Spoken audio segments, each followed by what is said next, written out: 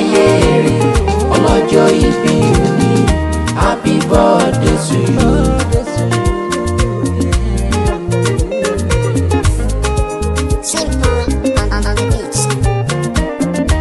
Saidat rilekub o madagodogoja láyé rè.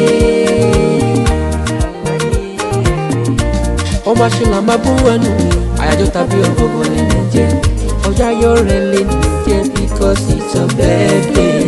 Wájú sọ́tún sọ́sì torí pé ọjọ́ bí rẹ̀ gangan lè ní ló mọ̀ ká dárége jọ́ fún mi gangan lè ní jẹ́ it's a joyful day àyájọ́ ọjọ́ bí rẹ̀ lè ní jẹ́ happy birthday to you aláyé rẹ̀ Saidat rilekub lẹ́ aláyé rẹ̀ ọlọ́jọ́ ìbí òní happy birthday to you.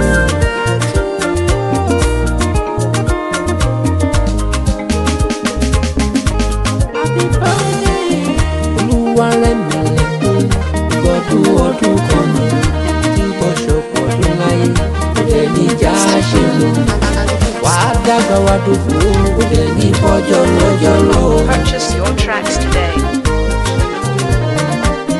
Sofia ló pè mí lónìí tó lọ́jọ́ bẹ̀rẹ̀ gangan lẹ́yìn jẹ́ oníke ọgbọ́lógún ẹ̀rú oníwọ̀ fún àpò dáadáa oní Saidat rẹ̀ mi lẹ́kùn àtúbọ̀ṣọpọ̀ ọdún láyé lọ́la onígbó ọ̀rẹ́.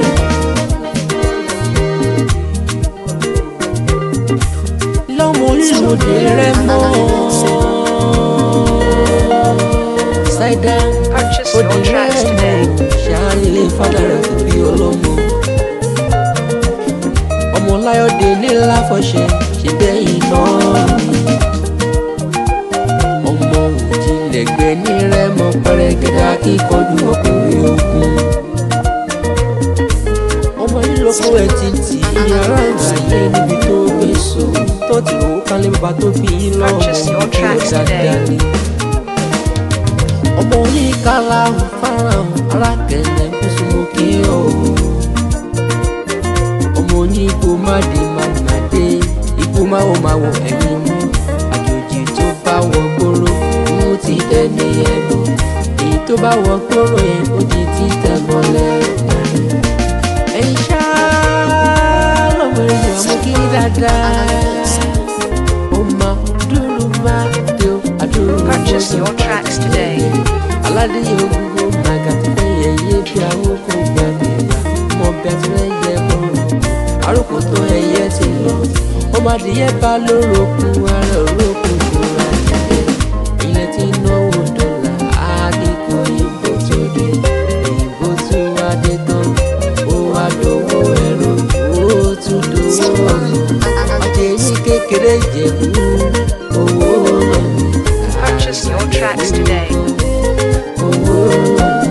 Happy birthday to you Saidat ìgbọ̀dún ọdún kan. Saidat rẹ̀ mi lẹ́kún lẹ́ aláyé rè ọlọ́jọ́ ìbí òní happy birthday to you.